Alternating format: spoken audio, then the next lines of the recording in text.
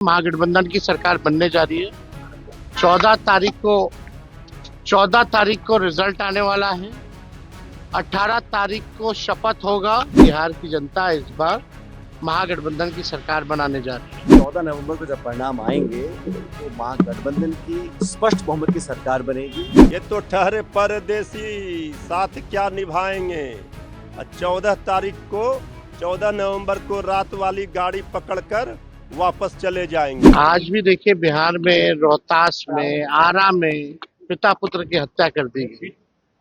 लगातार जो है महाजंगल राज की स्थिति बिहार में बनी हुई है। कोई ऐसा दिन नहीं बिहार में जहां गोलियां ना चल रही। ये प्रधानमंत्री जी को नहीं दिखता है। आप सब लोगों को बता देना चाहते हैं कि हम लोगों की सरकार जो है बनने जा रही है। महागठबंधन की सरकार बनने जा रही है। 14 तारीख को रिजल्ट आने वाला है। 18 तारीख को शपथ होगा और 26 नवंबर और 26 जनवरी के बीच में चाहे कोई जात के, कोई धर्म के, कोई भी अपराधी हो, बीच में खरवास आता है। इस खरवास में सभी अपराधियों को तेजस्वी जेल भेजने का काम करेगा। सख्त से सख्त जो है कार्रवाई की जाएगी। ये एकदम स्पष्ट है। बिहार की जनता इस बार महागठबंधन की सरकार बनाने जा रही है। बिहार की जनता बदलाव चाहती है और 14 नवंबर को जब परिणाम आएंगे तो महागठबंधन की स्पष्ट बहुमत की सरकार बनेगी।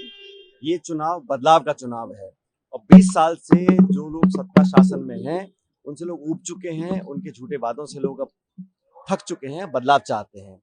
अभी बिहार के अंदर जो लगातार पॉलिटिकल वायलेंस हुआ, हत्या हुई, उसके लिए वो लोग जिम्मेदार सत्ता में हैं।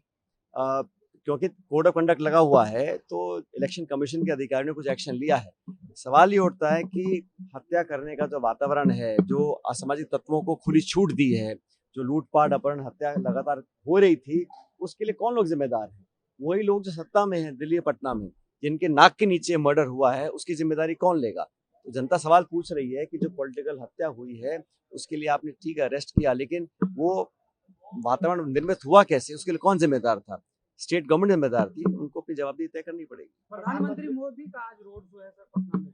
अब वो तो वोट मांगने का अधिकार सब लोगों को है, लेकिन 11 साल से केंद्र में आपकी सरकार है। बिहार के लिए आपने सवा लाख करोड़ का एक पैकेज अनाउंस किया था। वो पैसा कहाँ पर है? वो उद्योग कहाँ है? वो इंडस्ट्री कहाँ है? वो रोजगार कहाँ है? तो भाजपा की सरकार दिल्ली में भी है, बिहार में भी है। उसके बावजूद भी आपको आने वाले समय के लिए वादा करना पड़ रहा है। मतलब आपने जो पहले वादे किए थे उस पर आप खरा नहीं उतरे हैं। जनता सारे जवाब मांगेगी और सवाल पूछ रही है और अपना जो मत है वो जनता महागठबंधन को देगी। बीजेपी आप लोग को महिला विरोधी कर रही है। अब भाजपा तो मैंने पहली बार देखा है, जो लोग विपक्ष में होते हैं वो सत्ताधारी दल पे आरोप लगाते हैं। मैं पहली बार देखा है जो सत्ता में है वो विपक्ष पे आरोप लगा रहे हैं। जो इनका जंगल राज की बात थी आज वो सामने आ गई सबके। ये है असली जंगल राज, जहां चुनाव के बीच में नेताओं पर गोलीबारी हो रही है, नेता करवा रहे हैं। इससे ज्यादा और क्या आपको उदाहरण चाहिए कि जंगल राज का? आज प्रधानमंत्री का रोड शो है तो जाहिर सी बात है कोई लीपापोती करनी थी, इसलिए गिरफ्तार कर दिया। एनडीए ने मैनिफेस्टो जारी किया है सर, 1 करोड़ जब जारी कर रहे थे मैं एक इंस्टा पे रील देख रहा था। मेरी तो रील भी नहीं खत्म हुई और इनकी प्रेस कॉन्फ्रेंस खत्म हो गई। बताने को कुछ है नहीं। इन्हें पहले माफी मांगनी चाहिए थी 20 साल के अपने कुशासन की। स्किल्ड बिहार की बात कर रहे हैं एनडीए। पिछले 11 साल से मोदी जी ने कितने भाषण दिए, कितने नारे दिए? Skill India, stand up India, sit down India, smart India, first India, second India. क्या हुआ? कोई एक नारा बताइए जो पूरा किया हो। आज प्रधानमंत्री मोदी पटना में बहुत बड़ा रोड शो आए, घूमे, थोड़ा ट्रैफिक जैम होगा, उससे ज्यादा तो क्या ही होगा। मेहमान है, मेहमान बन के आइए और चले जाइए। राहुल गांधी के बयान पे सर सियासत तेज हो गया है, छठ पूजा का हो गया, या फिर एनडीए ने 20 साल में जो किया, राहुल गांधी ने कहा था कि एनडीए ने 20 साल में बिहारियों का फ्यूचर खत्म कर दिया है। क्या कर दिया है? एनडीए ने 20 साल में बिहार का फ्यूचर खत्म कर दिया है। बिल्कुल कर दिया, कई पीढ़ियां बर्बाद कर दी। इसलिए इस बार जब वोट देने जाएंगे बिहार के लोग, वो बदला लेने जाएंगे, वो इनको सजा देने जाएंगे। फिर ये AK-47, AK-56 और तलवार बांटने वाले, गोलियों की तरतराहट वाली सरकार अब जनता को, बिहार को नहीं चाहिए। अब कलम बांटने वाले, नौकरी बांटने वाले तेजस्वी सरकार आएंगे। और अपराधियों को बिहार छोड़ना पड़ेगा। आप बिहार छोड़ने की बात कर रहे हैं, अमित शाह कह रहे हैं जंगल राज वापस लाना जा रहे हैं। ये और जनता के राज को, गरीबों के राज को गालियां दे रहे हैं। जिस जनता ने हमें वोट दिया, उस जनता, बिहार की जनता को गालियां दी जा रही है। ये बिहार कभी बर्दाश्त नहीं करेगा। ये बिहार चाणक्य की, बुद्ध की भूमि है। ये जयप्रकाश नारायण आंदोलन की धरती है और महात्मा गांधी बापू की कर्म भूमि है। इसलिए कोई अगर ये जंगली बिहार को, वासियों को कह रहे हैं, बिहारियों को गाली दे रहे हैं, सूद और ब्याज के साथ बदला लिया जाएगा। 20 वर्षों से क्या किया? ये कौन सा राज है? अपराधी राज कायम करने वाले और महाजंगल राज स्थापित करने वाले जंगल राज का कैसेट बजा रहे हैं।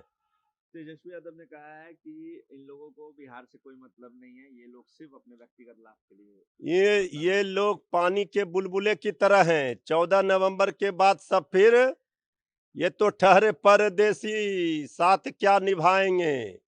14 नवंबर को रात वाली गाड़ी पकड़कर वापस चले जाएंगे। ये बिहार की जनता भी जानती है। तेजस्वी यादव ने कहा है कि मुस्लिम डिप्टी सीएम भी होगा। निश्चित रूप से होगा। पहले दिन से ही कहा जा रहा है कि और डिप्टी सीएम बनाए जाएंगे, अल्पसंख्यक भाइयों से भी डिप्टी सीएम बनाए जाएंगे। इसमें कहाँ कोई संदेह। हम सबका साथ लेकर चलने वाले लोग हैं। सभी धर्म, सभी जात के लोग आज समर्थन कर रहे हैं। सबको तेजस्वी यादव जी का मॉडल पसंद है। ये बंदूक क्या मॉडल और ये AK-56, AK-47 वाला मॉडल यहाँ नहीं चलेगा। प्रियंका गांधी वाड्रा ने कहा है कि एनडीए अलायंस को इस बार जनता अच्छा सबक सिखाने जा रही है और ये लोग की विदाई तय है। देखिए, एनडीए की नैया बिहार में डूबनी तय है। 14 नवंबर को पता चल जाएगा बिहार की 14 करोड़ जनता का आशीर्वाद किस तरह से तेजस्वी यादव जी के साथ है। आज प्रियंका जी ने एक बात कही, बिहार में डबल इंजन सरकार नहीं, सिंगल इंजन सरकार चल रही है। सिंगल इंजन मतलब मोदी और शाह चला रहे हैं सरकार। जब से मोदी और शाह बिहार में सरकार चला रहे हैं, तब से क्राइम का ग्राफ बढ़ता जा रहा है, बेरोजगारी का ग्राफ बढ़ता जा रहा है, पेपर लीक का ग्राफ बढ़ता जा रहा है, महंगाई का ग्राफ बढ़ता जा रहा है। मोकामा में जो हुआ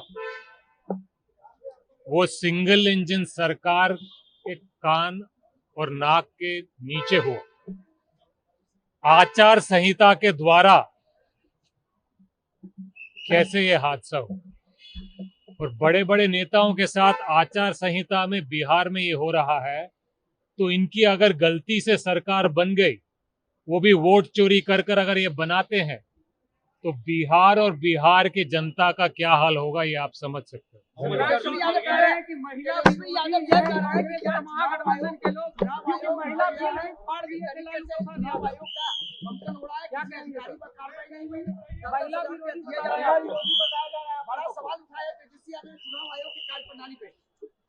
देखिए, चुनाव आयोग के कार्यप्रणाली पे राहुल जी, तेजस्वी जी, गठबंधन के तमाम दल अलग अलग समय पर सबूत के साथ सवाल उठा रहे हैं कि चुनाव आयोग निष्पक्ष चुनाव आयोग नहीं रहा। तो ये बात हर बार, हर दिन एक नया उदाहरण के साथ हमारे सामने आता है। दोबारा हम बिहार की जनता से ये अनुरोध करना चाहते हैं, जब तक आप इन वोट चोरों को गद्दी से नहीं उतारोगे, तब तक आपके समस्याओं का हल नहीं होगा, आपके बच्चों का भविष्य बेहतर नहीं होगा।